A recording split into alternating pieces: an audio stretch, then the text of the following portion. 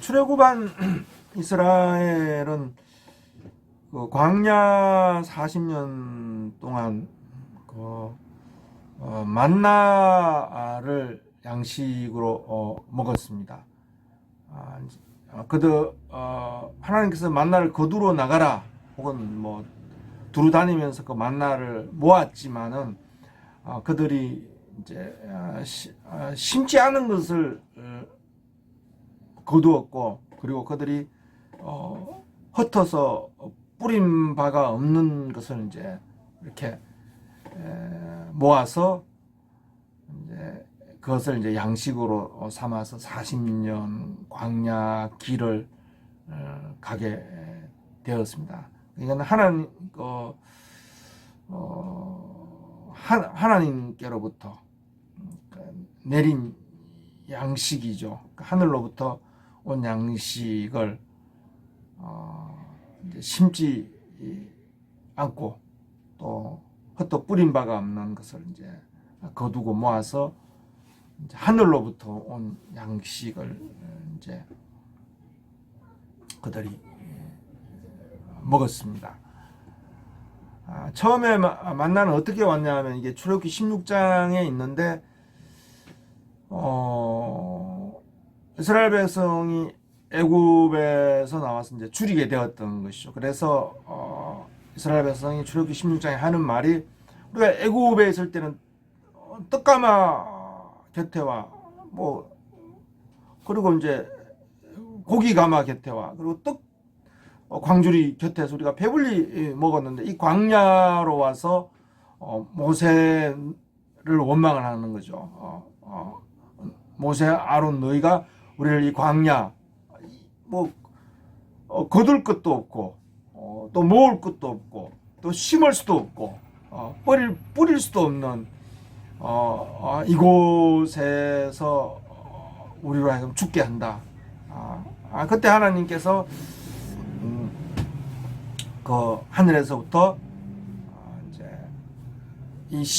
심을 수도 없고 또 심지도 않은 것을 거두고 헛지도 않은 양식을 하늘로부터 내려서 너희에게 주신다라고 하셨죠. 그때 이제 만나가 이스라엘 백성에게 오기 시작했던 거죠. 출애굽기 16장입니다. 그러니까 죽게 된 자리에서 그 생명의 양식으로 그들을 살게 하는 양식으로, 또 광야의 양식으로, 수고하지 않은 양식이고 또 뭐 일하지 않고 거두는 양식으로 이스라엘 백성에게 만나가 왔어요. 그는 처음에 왔을 때는 이제 그는 뭐 이스라엘 백성 전체에게서는 놀라움이죠. 이게 무엇이냐 말이죠. 알 수도 없을 정도로 기이하고 놀라운 이제 양식을 그들이 먹었습니다. 뭐 생명도 되고 또 만족도 되고 그랬던 것이죠. 근데 이 광야의 40년을 지나면서 시간이 지날수록 이 만나는 신선한 것도 아니고 또 새로운 것도 아니고 또 경이로운 것도 아니게 된 거죠. 갈수록 그거는 보잘것없고 별것 아닌 것, 그들의 그 광야의 길에서, 그들의 그 광야에서 살아가는 데 있어 의미가 없는 것으로 점점 이스라엘 백성에게 자리를 하게 돼요. 그래서 보면 나중에 민수기 11장에 가면은 이스라엘 백성이 이제 탐욕을 품어요. 탐욕이 만족이 안 되는 거죠. 그러니까 이 만나가 그들에게 만족이 안 되는 거죠. 그래서 이게 탐욕을 품었다라는 것은 충분하지도 않고 만족스럽지도 않고 또 감사가 되지도 않고 또 즐거움이 되지도 않고 또 누림과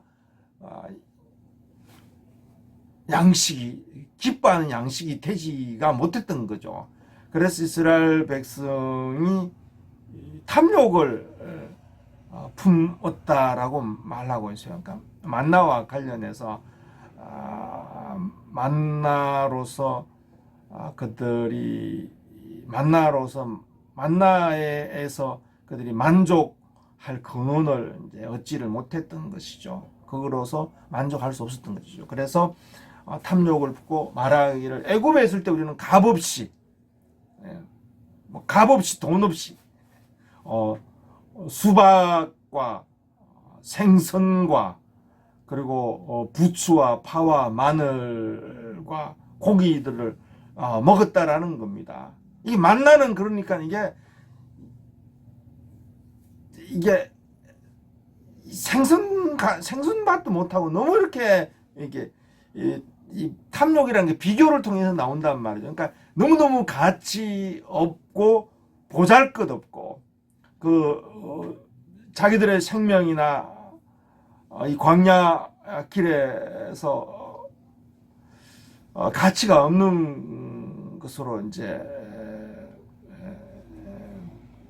보여졌던 것이죠. 우리는 값없이 애굽에서 생선과 고기와 수박과 부추와 파와 마늘을 먹었는데 지금 우리가 이 값없이 먹었단 말이죠. 생선과 파와 마늘과 종살이 하니까 그랬겠죠. 파와 마늘과 온갖 정력에 좋은 것들, 정력이 쇠약한다 그랬어요. 쇠약한다. 그리고 고기를 먹었다. 근데 여기서는 만남밖에 없단 말이죠. 만남 외에 보이는 것이 아무것도 없단 말이에요. 만남만 아침 저녁 40년을 먹으니까 날마다 만나 외에 보이는 것이 없으니까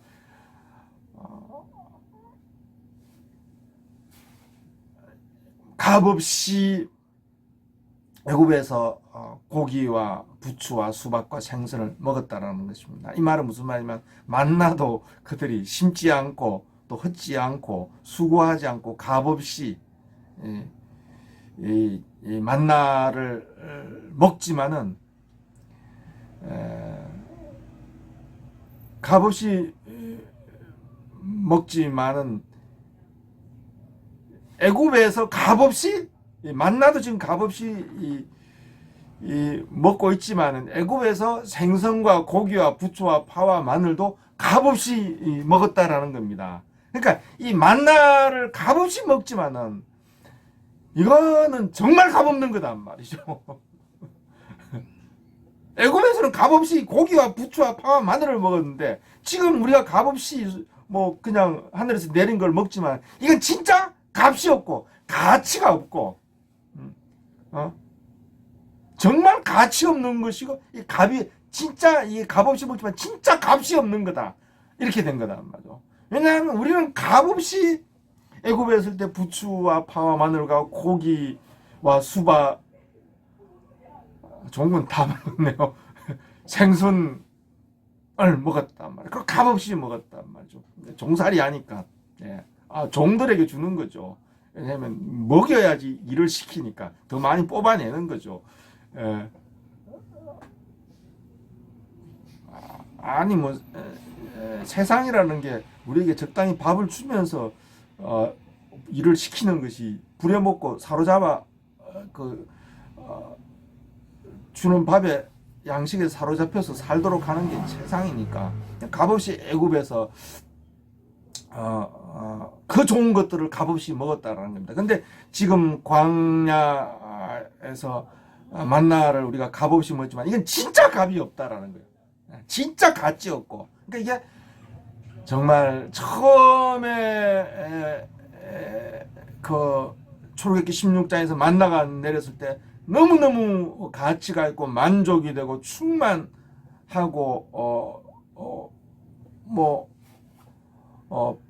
양식이 되었지만은 정말 놀랍고 새로운 것이었지만은 시간이 지날수록 그 값없이 먹는 것이 정말 값 없는 것이 됐단 말이야. 정말 값 없고 가치 없고 정말 나중엔 한심하다 이렇게 한심한 음식이다. 아주 그냥 쓸데없는 음식이다 이렇게까지 나중에 이제 민수기 21장까지 가면은 이스라엘 백성은 뭐냐면 박한 음식이다 이렇게 되었어요. 아주 우리 마음과 우리 전체가 우리 존재 전체가 이 보잘것없는 박한 음식을 싫어한다 이렇게 개혁 성경은 번역하고 있고 한글 킹제임스나 다른 번역은 뭐 이 보잘것없는 뭐 이 정말 쓰레기 같은 음식이다 이런 말이 예. 정말 볼 것 없는 뭐 정말 모든 면에서 보잘 것 없는 음식이다. 정말 가치 없는 음식이다라고 이제까지 이 만나의 그 새로움과 그 감사나 만족이 사라지고 그 가치가 점점 사라지는 것이죠. 그래서 말하기를 애굽에 있을 때는 값없이 생선과 수박과 참외와 부추와 파와 마늘과 고기를 먹었다. 탐욕을 품으면서. 근데 지금 보이는 것은 이 만나 외에 이것도 값없이 먹지만 진짜 가치 없어서 값이 없는 거다. 이거는 정말 보잘것없고 쓸모가 없는 보잘것없고 정말 가치가 없어서 값이 없는 것이다.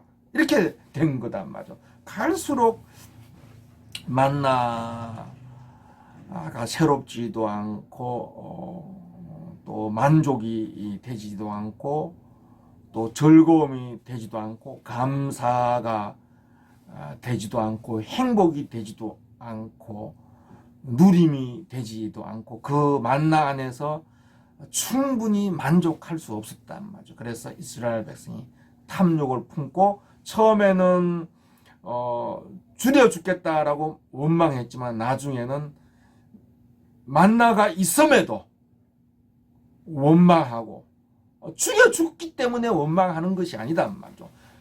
너무 가치가 없어서 가치 없다.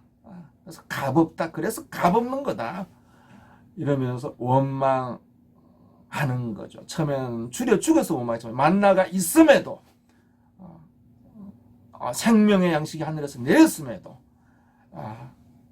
원망이 있는 거죠. 이걸 만족이 없는 상태. 이걸 이제 탐심이다, 탐욕이다 라고 말하고 있는 것이죠. 한이 없어요. 예. 끝이 없는 것입니다. 이 탐욕이 자꾸 옮겨 다니는 것 같아요. 애굽에서는 분명히 뭐 물론 생선도 먹고 종으로서 먹여줬겠죠. 왜냐하면 먹여야지 종은 또 부려먹을 수 있으니까 부려먹는 거죠. 먹여주는 거는 부려먹기 위해서.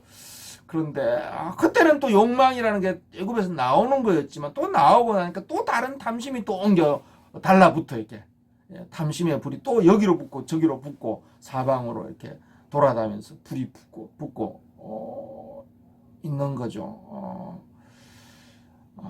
그래서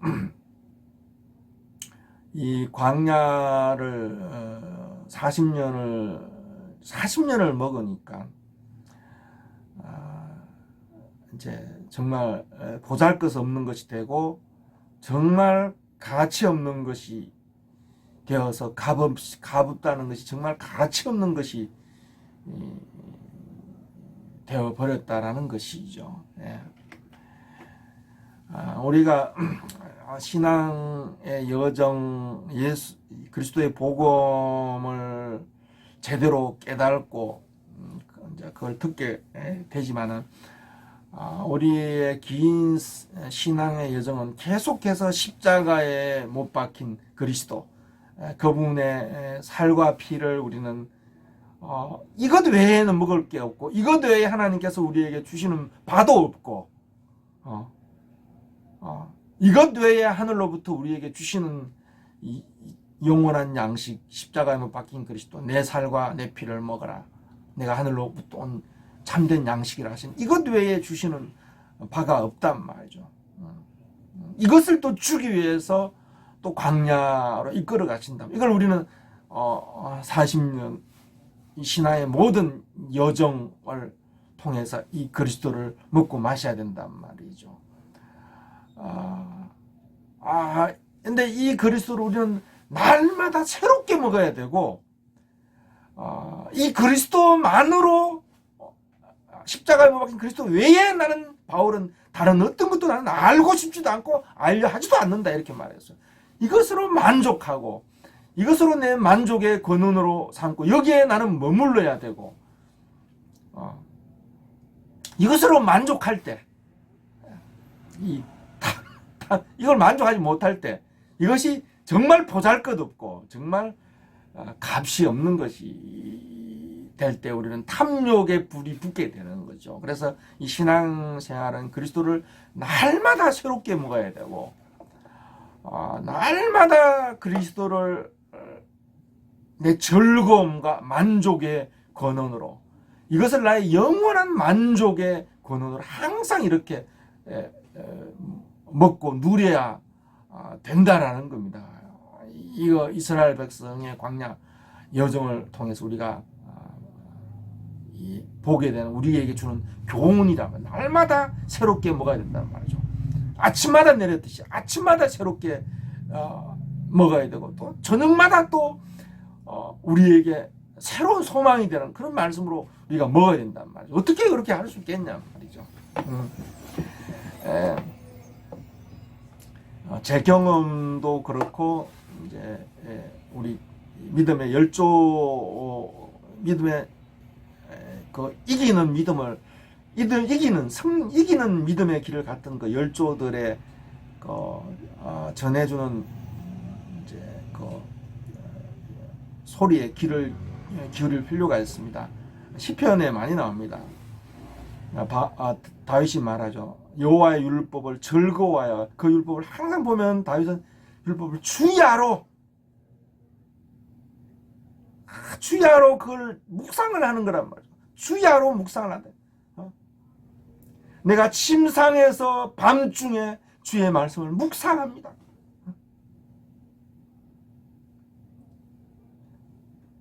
내가 주의 이 모든 대적과 환난 가운데서도 내가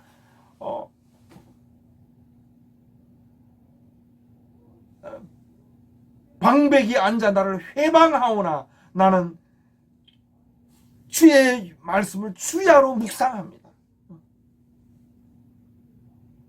항상 보면 묵상을 해요.